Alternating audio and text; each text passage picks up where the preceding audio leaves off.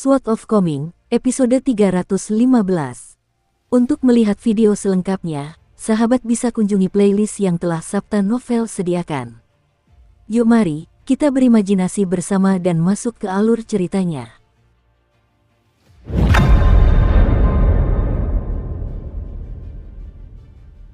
Zhou Xi baru saja selesai mengumpulkan semua tasbihnya ketika dua pedang terbang menembus dinding dan melukainya dengan parah. Segera setelah itu, Lu Fang, yang awalnya menikmati keunggulan luar biasa atas Chen Ping'an, didorong mundur ke jalan ini oleh rentetan pukulan tanpa henti dari bocah muda itu, dengan pukulan terakhir membuatnya terlempar ke belakang dan tertancap di dinding. Dan sekarang, guru besar Kekaisaran Zhong Qiyu dari negara Taman Selatan telah datang untuk mengakhiri pertarungan.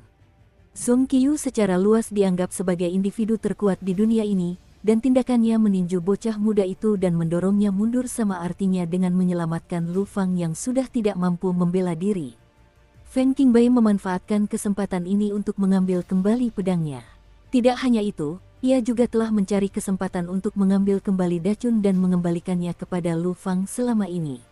Namun, kemunculan Zhong Qiyu yang tiba-tiba membuat Feng Qingbai mengurungkan niatnya, karena khawatir akan memperumit situasi. Feng Qingbai menghela napas panjang. Seandainya pukulan Zhong Qiyu mengenai pelipisnya, maka kemungkinan besar ia harus mengandalkan gurunya untuk mempersembahkan kekayaan agar ia bisa keluar dari dunia ini. Jika tidak, ia hanya akan bereinkarnasi berulang kali di tanah suci bunga teratai, terus-menerus mengikis sifat dasarnya sebagai seorang kultivator. Pada akhirnya ia akan menyatu dengan dunia ini. Inilah konsep langit dan bumi sebagai tungku dan semua materi di antaranya sebagai logam cair. Sementara itu, asisten anak dari orang tersebut bertanggung jawab untuk memperkeruh keadaan. Orang itu tidak pernah menampakkan diri, dan dia tampak enggan berinteraksi dengan dunia. Hanya seorang anak kecil yang memegang kipas pisang yang bertanggung jawab menjaga tanah suci bunga teratai. Tentu saja, dia juga akan berinteraksi dan berkomunikasi dengan berbagai pihak yang berhak mengetahui tentang tanah suci bunga teratai. Sebelum memasuki tanah suci ini, Feng Qingbai telah mengikuti pendiri kekuatan tempat dia berada dan melihat anak kecil itu. Pada saat itu, bahkan sang pendiri, seorang kultivator tingkat giok belum dipoles, memperlakukan anak kecil itu sebagai setara. Padahal anak kecil itu berbicara dengan sangat kasar dan agresif. Feng Qingbai baru berada di tanah berkah bunga teratai selama sekitar selusin tahun, namun rasanya seolah-olah dia telah berada di sini seumur hidupnya. Feng Qingbai memiliki firasat samar dan naluriah bahwa penempaan Dao Agung dan hati pedangnya telah mencapai batas. Jika ia cukup beruntung, paling banyak ia akan mendapatkan alat yang berharga, jenis harta abadi terlemah kedua. Lagi pula, kekuatan tempurnya masih utuh saat ini, tidak seperti Lu Fang yang sudah kehilangan kemampuan bertarung. Bahkan, Lu Fang mungkin telah mengalami kerusakan pada Dao Heart-nya. Ini akan sangat merepotkan bahkan setelah dia kembali ke benua daun payung. Gelar abadi dari dunia lain memang sangat mengesankan dan indah.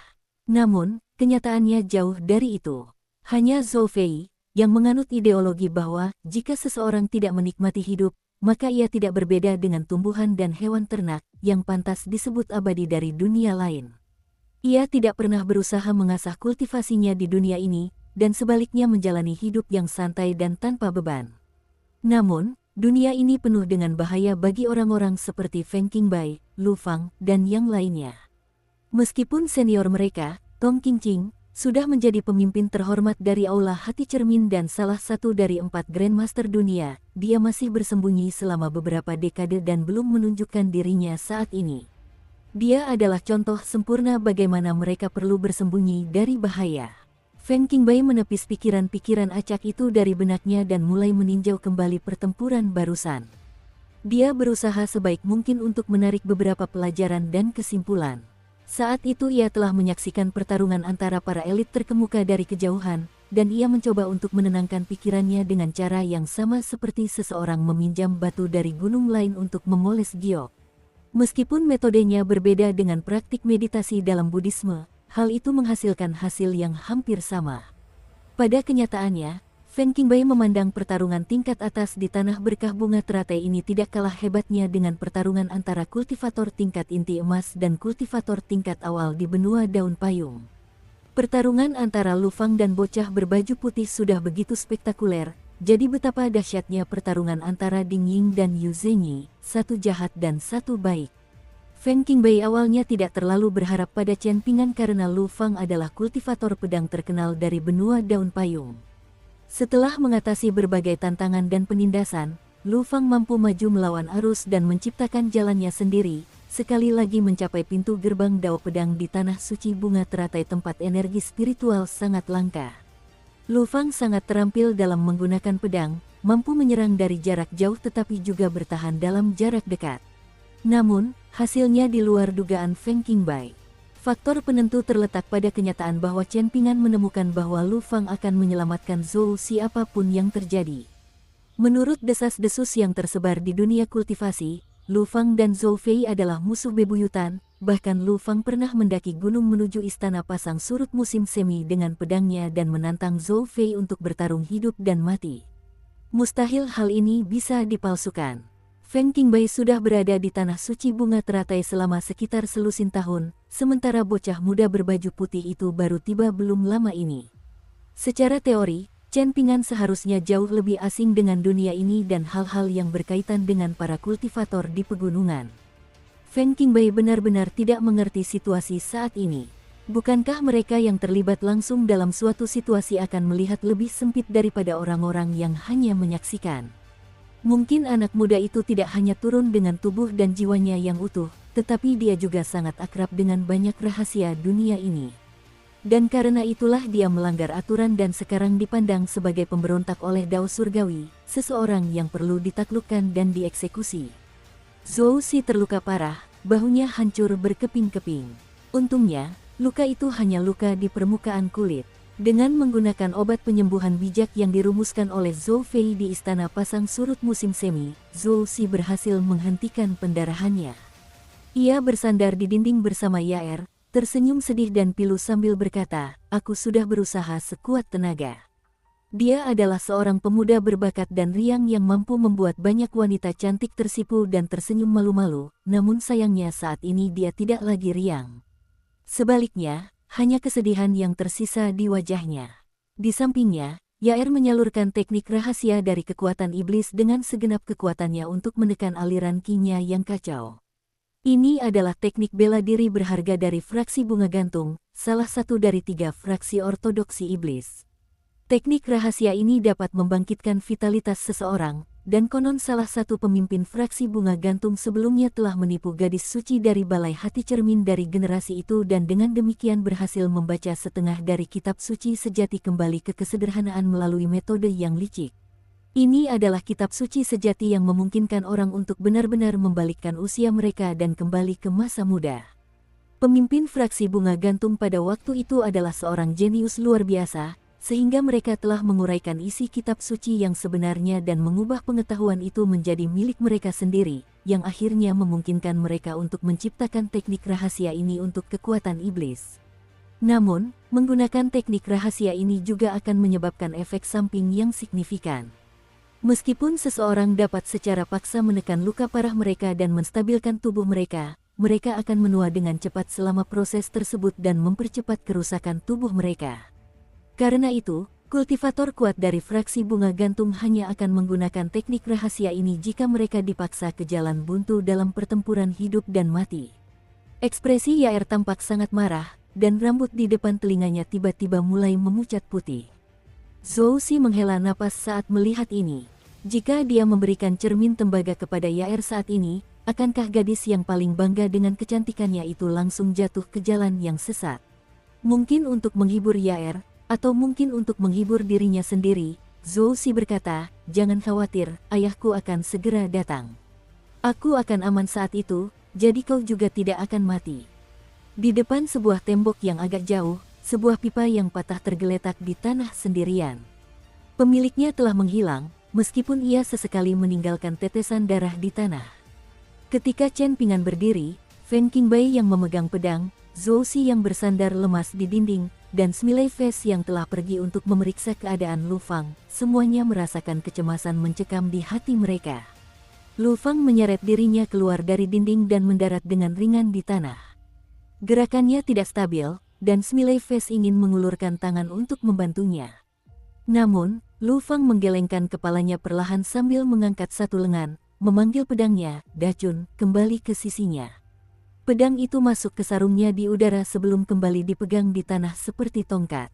Tingkat kultivasi Lu Fang awalnya tinggi dan mendalam dalam konteks tanah suci bunga teratai, namun kini telah anjlok secara signifikan setelah ia dihantam oleh 10 pukulan beruntun dan tanpa henti dari teknik tabuhan gendang dewa. Fisik Lu Fang tidak luar biasa, sehingga tubuh dan jiwanya hampir hancur oleh serangan ganas Chen Pingan. Ada tatapan gelap di mata Lu Fang saat dia menoleh ke Smiley Face, yang nama aslinya adalah Qian Tang, dan berkata, izinkan aku beristirahat sebentar. Kau bisa menemaniku minum setelah ini. Smiley Face mengangguk dengan ekspresi muram. Sama seperti saat pertama kali mereka bertemu, Lu Fang kembali menjadi orang yang murung. Selain melindungi Zhou Xi, Lu Fang memilih untuk memasuki pertempuran lebih dulu karena ia merasa memiliki kebutuhan yang lebih besar untuk bertarung demi Smiley Face. Hal ini karena Smiley Face tidak termasuk dalam peringkat 10 elit atas atau 10 elit bawah. Namun, sebelum datang ke ibu kota negara Taman Selatan, Lu Fang telah mengatakan bahwa dia akan membawa Smiley Face ke dunia luar untuk menunjukkan kepadanya para immortal sejati yang dapat menunggangi angin. Meskipun sikap Lu Fang tenang saat itu, Smiley Face telah merasakan emosi dan semangat unik yang terpancar dari pendekar pedang immortal dari puncak pandangan mata burung. Dia bisa merasakannya bahkan jika dia buta. Mereka berdua meninggalkan jalan itu bersama-sama. Sebelum pergi, Lu Fang menangkupkan tinjunya dan berterima kasih kepada Zhong Qiu.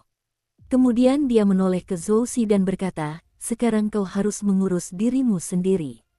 Ketika mereka tiba di kedai anggur milik wanita itu mulai menggerutu dan mengumpat saat melihat orang yang telah mencuri pedang itu. Hanya setelah dibujuk berkali-kali, Lu Fang akhirnya berhasil membawa 2 kendi anggur kualitas terendah ke meja, lalu membantingnya dengan kesal. Si wajah tersenyum hampir tidak bisa menahan keinginannya untuk menamparkan wanita itu sampai mati. Lu Fang mengeluarkan ci yang sederhana dan tampak kuno dari lengan bajunya dan menyerahkannya kepada Smiley Face, sambil berkata dengan suara serius, aku mungkin perlu merepotkanmu dengan 2 tugas sulit dalam 20 tahun ke depan. Pertama, aku ingin kau membawa benda ini dan menemukan tubuh reinkarnasiku. Ci ini akan menjadi sangat panas ketika mendekatiku, dan ini akan memungkinkanmu untuk merasakan kehadiranku. Kedua, aku ingin kau mencari pedang bernama Cao Yuan. Jika kita tidak tegas dalam hal ini, maka pedang itu mungkin akan jatuh ke tangan orang lain seperti Dacun yang akhirnya berada di tanganku. Ekspresi terkejut terlihat di wajah Qian Tang. Aku sudah mengambil keputusan, kata Lu Fang. Dia tidak menjelaskan lebih lanjut, dan melanjutkan, jaga baik-baik ci-nya, dan cepatlah pergi dari Southern Garden Nation setelah meminum anggur ini. Kau hanya akan membuatku mati lebih cepat jika kau tetap di sini. Smiley Face belum pernah melihat Lu Fang berbicara dengan begitu serius sebelumnya, jadi dia tidak punya pilihan selain menerima ci itu dengan hati-hati dan mengangguk setuju. Smiley Face melirik sahabatnya setelah meminum sebotol anggur dengan suasana hati yang muram, namun Lu Fang hanya berkata dengan suara tenang, kau tidak perlu melakukan apapun jika kau benar-benar berhasil menemukanku. Kau juga sebaiknya tidak mengajariku ilmu bela diri dengan sengaja. Akan kuingat ini, jawab Smiley Face. Namun, dia tidak lagi tersenyum, melainkan menahan air mata saat berbicara. Lu Fang tidak menunjukkan kesedihan yang mendalam saat perpisahan mereka, dan dia diam-diam mengantar Smiley Face pergi dari kedai minuman sebelum mengalihkan pandangannya ke suatu tempat dan mencibir, sekarang kau bisa menunjukkan dirimu. Kau bisa mengandalkan kemampuanmu untuk mendapatkan kepalaku, kepala seorang immortal dari dunia lain. Seorang pria tua bungkuk yang tampak berusia sekitar 80 tahun berjalan keluar dari balik sudut, sambil terbatuk-batuk. Smiley Face pasti akan mengenali pria tua yang tampak lemah ini jika dia masih ada di sana.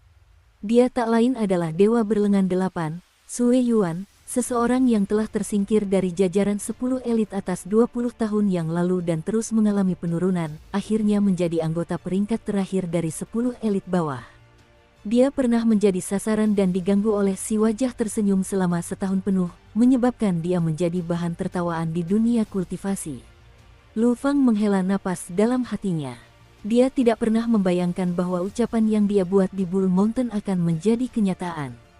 Saat itu, Yu Zhenyi secara diam-diam telah mengumpulkan banyak elit kuat, dan secara tegas menyatakan bahwa dia ingin memburu dan membunuh keempat immortal dari dunia lain, Ding Ying, Zhou Fei, Tong Qingqing, dan Feng Qingbai. Lu Fang tersenyum dan bercanda bertanya apakah dia juga akan diburu dan dibunuh. Dilihat dari situasi saat ini, jawabannya sudah sangat jelas. Ini mungkin bukan rencana dan niat awal Yu Zhenyi, tetapi sifat Yu Zhenyi yang berhati dingin membuatnya tidak akan membiarkan kesempatan langka ini lolos begitu saja, mengingat Lu Fang telah terluka parah dan benar-benar dikalahkan. Melihat pedang abadi dari puncak pandangan mata burung jatuh ke keadaan yang begitu menyedihkan. Sungguh memilukan, aku tidak akan mempercayai ini jika aku tidak bisa melihatnya dengan mata kepala sendiri. Sue Yuan menyeringai sambil mengejek Lu Fang, mengungkapkan fakta bahwa ia kehilangan beberapa gigi. Ia perlahan berjalan menuju kedai minuman, dan sangat sulit dipercaya bahwa ia adalah seniman bela diri eksternal terkuat di dunia sebelum Zhong Qiu.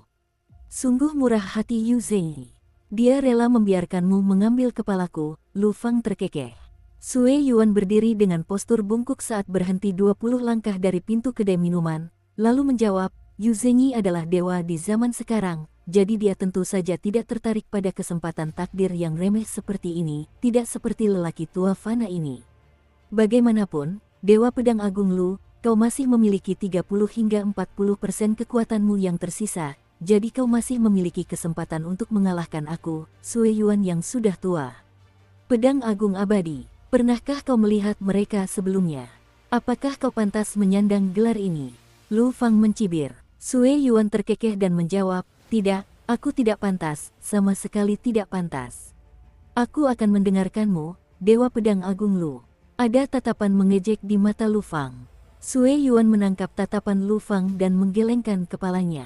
Setelah itu, Dewa berlengan 8 itu menggoyangkan punggungnya dan menegakkan tubuhnya seperti naga banjir yang mengangkat kepalanya, menyebabkan auranya berubah drastis.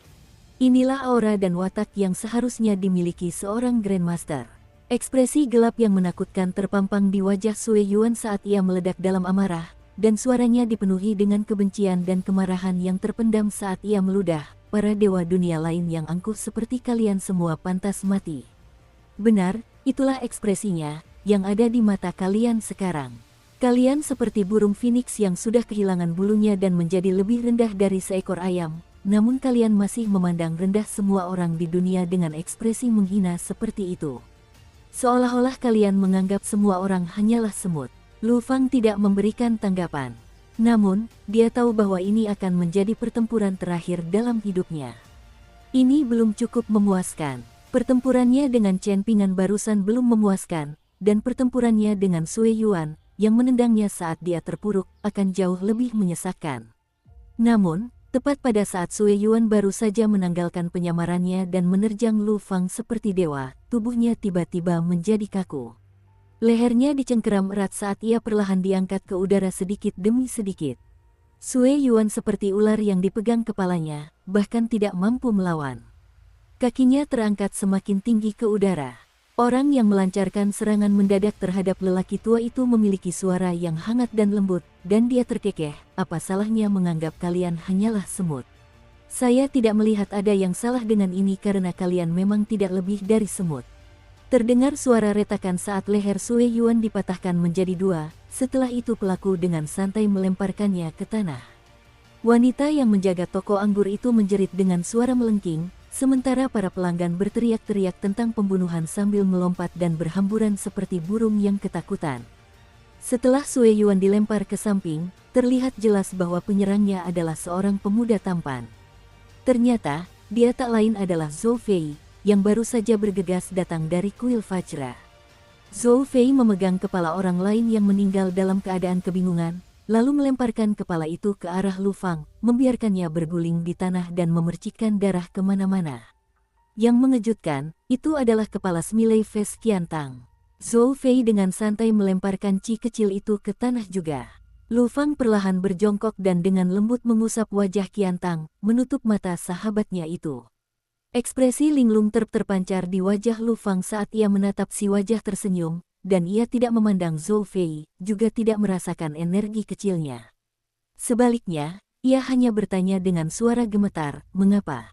Zhou Fei terdiam sejenak sebelum mengelak dari pertanyaan dan berkata, "Sejak kapan kau menjadi orang yang ceroboh dan ragu-ragu seperti ini, Lu Fang? Kau datang ke sini untuk mengatasi rintangan hubungan manusia, namun pada akhirnya, kau gagal memahami hubungan apalagi mengatasinya.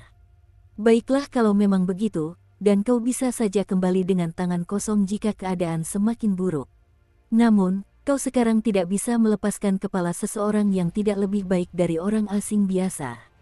Lu Fang, bahkan jika kau kembali ke benua daun payung, aku yakin kau tidak akan mampu mempertahankan tingkat kultivasi nasjenmu, apalagi naik ke 5 tingkat atas."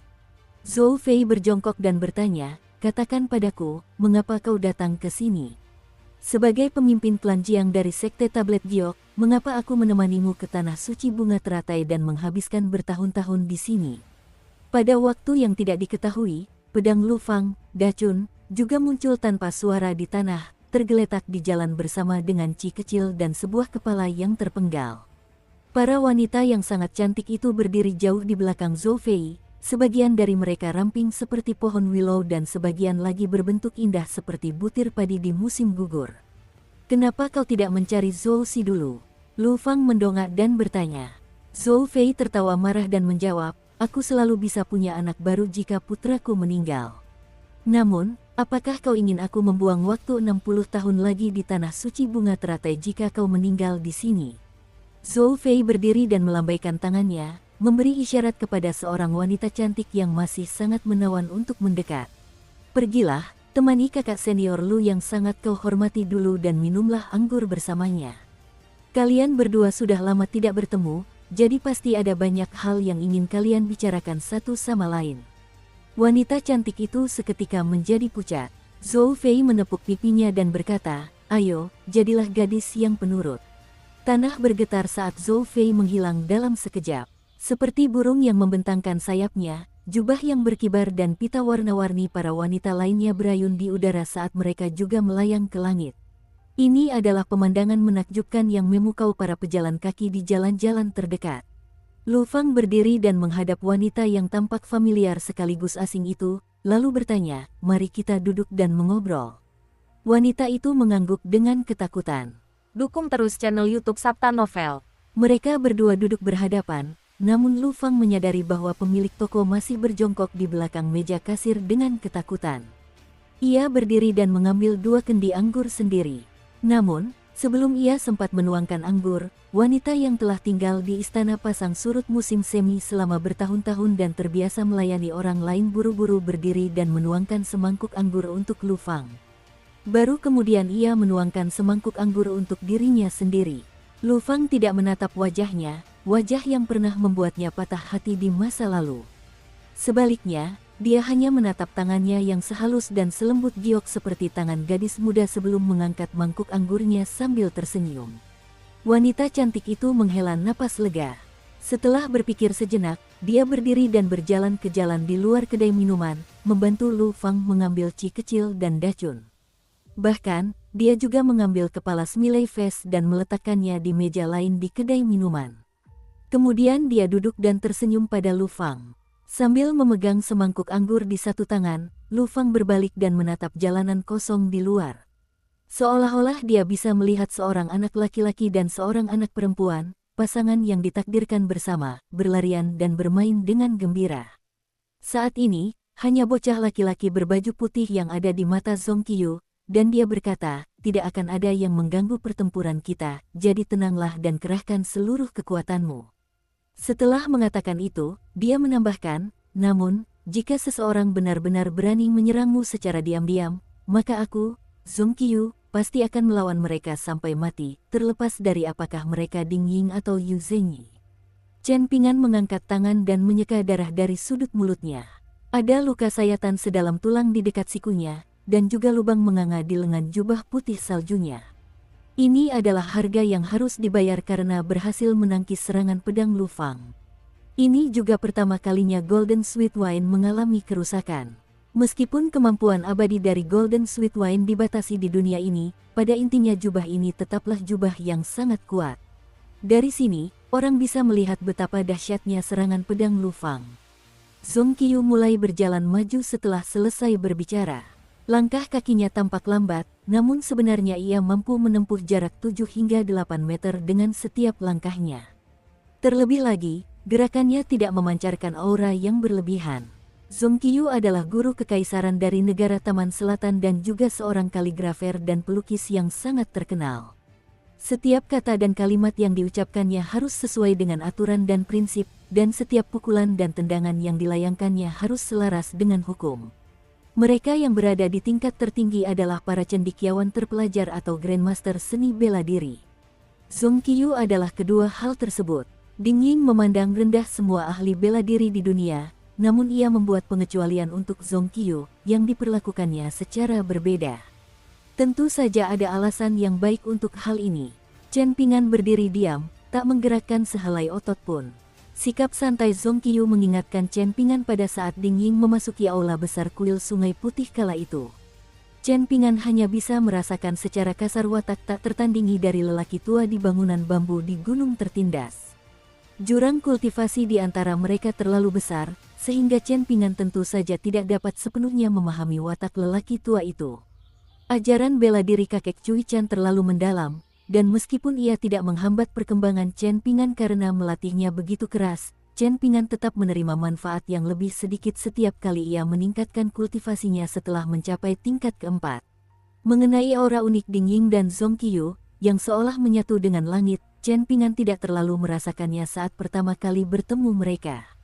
Namun, ia mendeteksi keunikan mereka dan mampu merenungkan beberapa hal setelah pertemuan keduanya dengan mereka. Zong Qiyu hanya berjalan begitu saja, tidak membawa aura garang dan angkuh seperti Ping Fajra Masuan, tidak misterius dan licik seperti Smiley Face, dan jelas tidak berani dan tak terkalahkan seperti Feng Qingbai. Zong Qiyu mengangkat bahunya tanpa terlihat. Ia mengenakan jubah biru langit, dan gerakan mistis bahunya sangat mirip dengan awan yang bergulir melewati pohon pinus kuno. Pukulannya tiba di depan Chen Ping'an, tanpa setetes pun aura tinju yang keluar dari tubuhnya. Tidak ada angin kencang, juga tidak ada gemuruh yang menggelegar. Pukulan Zong Qiyu terlalu aneh, sampai-sampai Chen Ping'an mengalami momen keraguan yang jarang terjadi, tidak yakin apakah dia harus menggunakan teknik tabuhan gendang dewa untuk mengincar kemenangan cepat dan menentukan atau menggunakan teknik tinju defensif yang mirip dengan teknik dari kitab pedang yang tepat. Untungnya, Chen Ping'an meninggalkan kedua pilihan tersebut dan mundur tepat waktu, meluncur ke belakang sambil secara naluriah mengangkat tangannya dan melindungi kepalanya. Tinju Zong Qiyu menghantam telapak tangan Chen Ping'an. Tinjunya tidak bergerak lebih jauh. Namun, Chen Ping'an malah dipukul dengan keras oleh punggung tangannya sendiri. Dia terlempar ke belakang. Chen Ping'an memutar tubuhnya, menyebabkan kedua lengan bajunya yang besar dan seputih salju menari-nari di udara saat ia mendarat 1 meter jauhnya. Zong Qiyu berdiri dengan satu tangan di belakang punggungnya, berkata dengan suara tenang, tidak baik untuk teralihkan perhatiannya. Chen Ping'an mengepalkan dan membuka kepalan tangan kirinya, dan barulah ia bisa menghilangkan rasa kebas yang menjalar di tangannya, seolah-olah ia telah disambar petir.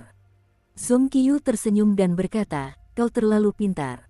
Jika bukan karena serangan menyelidikku ini, aku tidak akan berani mengatakan dengan pasti apakah kau kidal atau tidak. Kau kemungkinan besar yakin bisa membunuh Lu Fang dengan 10 pukulanmu barusan, jadi kau sengaja menyerang dengan tangan kiri dan tangan kananmu, menggunakan tangan kirimu 6 kali dan tangan kananmu 4 kali. Mungkin kau sudah bersiap untuk pertempuran berikutnya saat itu. Chen Ping'an tetap diam. Zong Qiyu tidak terlalu memikirkan keheningan Chen Ping'an, dan dia melanjutkan, alasan mengapa aku bertindak di luar karakterku dan berbicara omong kosong kepadamu adalah karena pukulanku untuk menyelamatkan Lu Fang sangat tidak adil. Itulah mengapa aku menahan diri dan tidak memberikan pukulan mematikan meskipun kau ragu-ragu beberapa saat yang lalu. Namun, aku tidak akan bersikap lunak padamu lagi. Lalu dia menoleh ke Feng Qingbai dan yang lainnya dan berkata, jangan ada di antara kalian yang mencoba menyentuh gadis kecil di atas bangku itu. Jika tidak, jangan salahkan aku jika aku dengan sengaja membunuh orang yang tidak bersalah. Chen Ping'an tiba di belakang Zong Qiyu dalam sekejap, menarik lengannya ke belakang sebelum melayangkan pukulan secepat anak panah ke bagian belakang kepala Zong Qiyu. Zong Qiyu mencondongkan tubuh ke depan, menyebabkan punggungnya melengkung seperti pegunungan. Pada saat yang sama, lengannya seperti naga yang berenang di air bah, dan secara mengejutkan ia tetap berdiri di tempatnya serta dengan terampil menghindari pukulan Chen Ping'an yang sangat kuat. Chen Ping'an tidak menggunakan teknik tabuhan gendang dewa, sehingga gerakannya terlalu berlebihan dan mudah ditebak. Akibatnya, wajar jika pukulannya gagal mengenai seorang Grandmaster superior yang sangat terampil seperti Zhong Qiyu.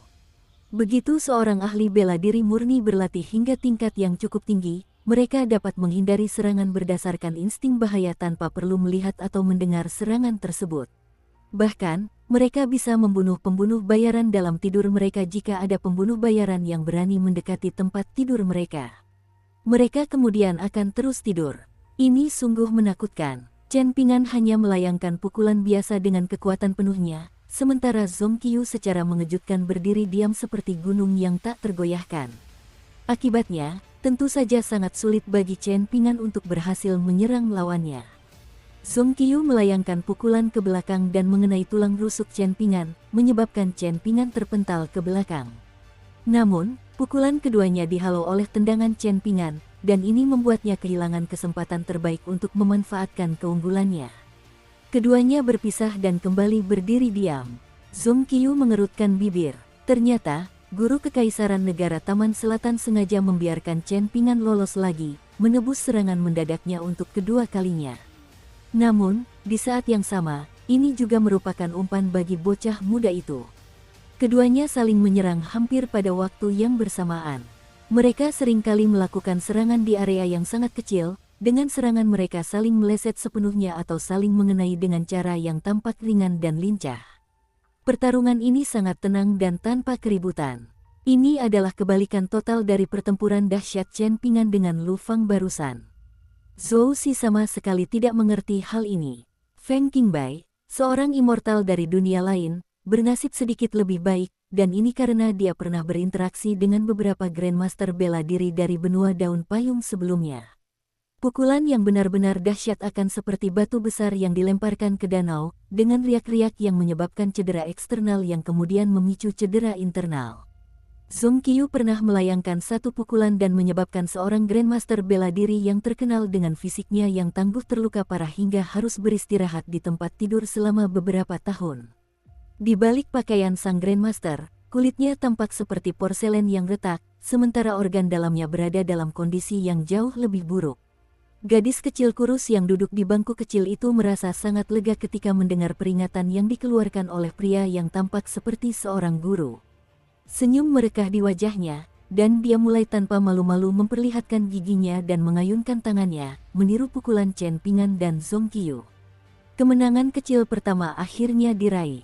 Tinju Chen Ping'an ditepis oleh siku yang datang dari sudut tajam, memberi Zhong Qiyu kesempatan untuk mendorong dadanya dengan pukulan telapak tangan.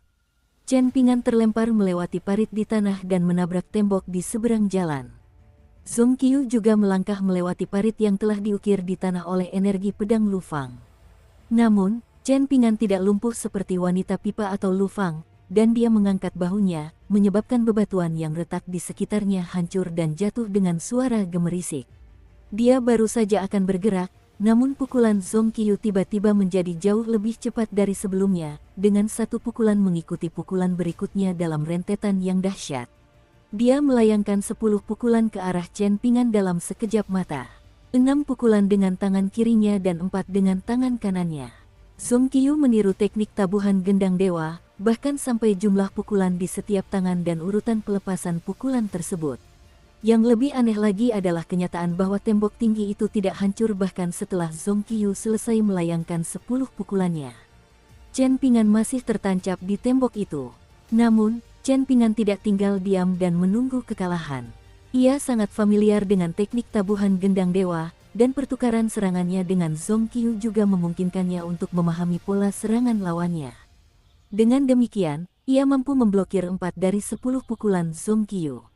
Dengan kata lain, dia masih terkena 6 pukulan keras, menyebabkan darah merembes dari sudut mulutnya.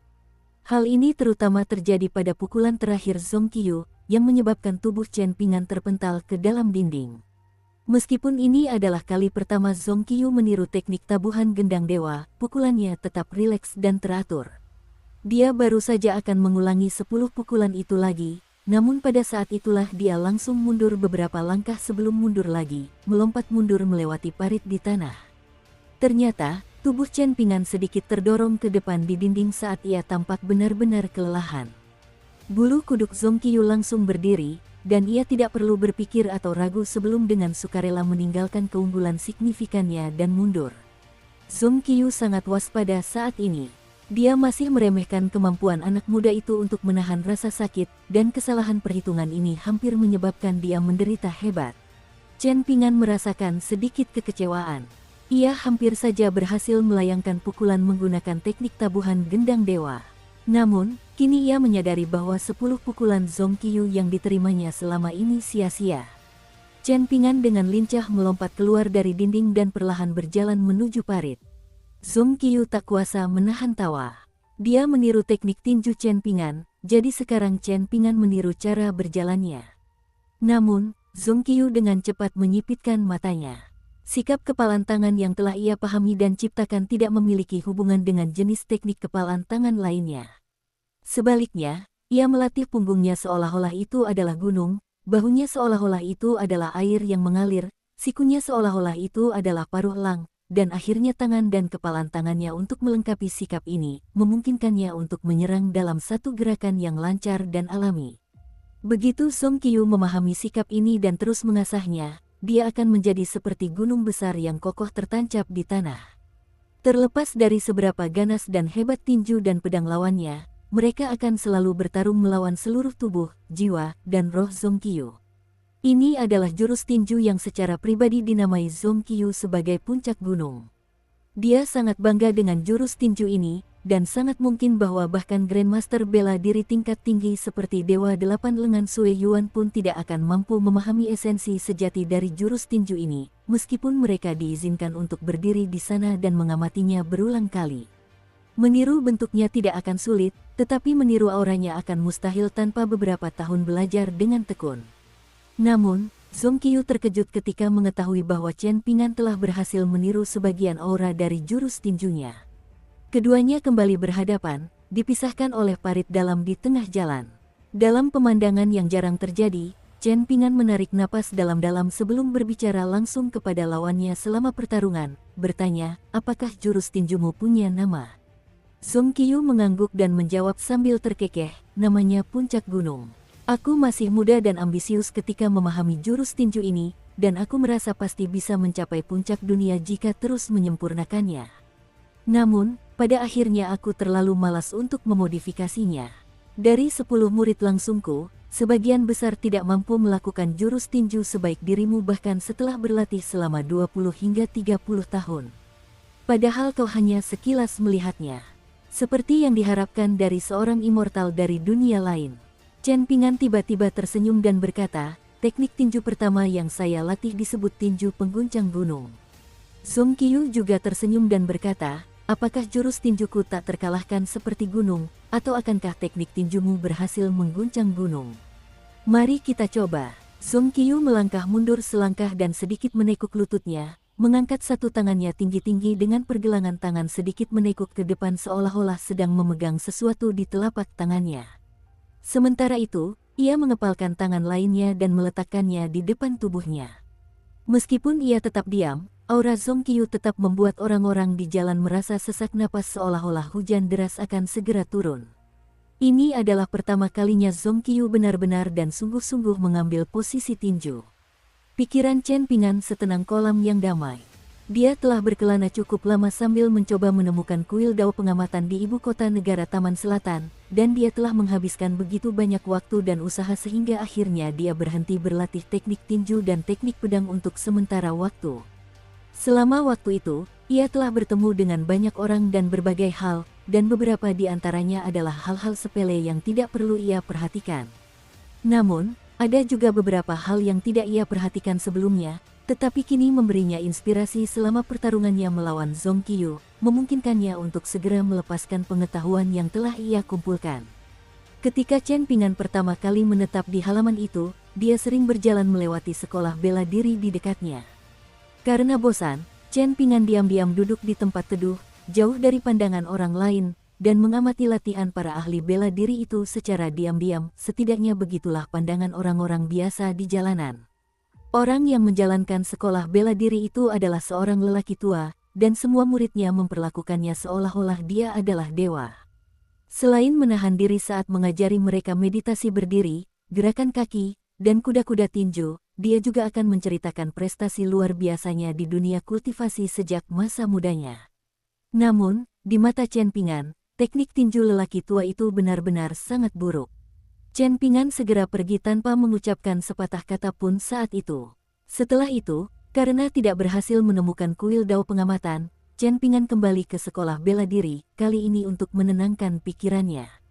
Saat mengamati murid-muridnya berlatih meditasi berdiri, sang guru tua berjalan-jalan dengan tangan terlipat di belakang punggung dan menjelaskan beberapa prinsip seni bela diri yang tampaknya mendalam namun pada dasarnya hampa.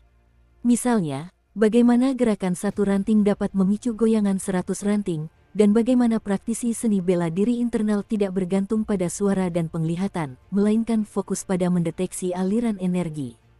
Hanya dengan cara itulah seseorang dapat mencapai tingkat penguasaan.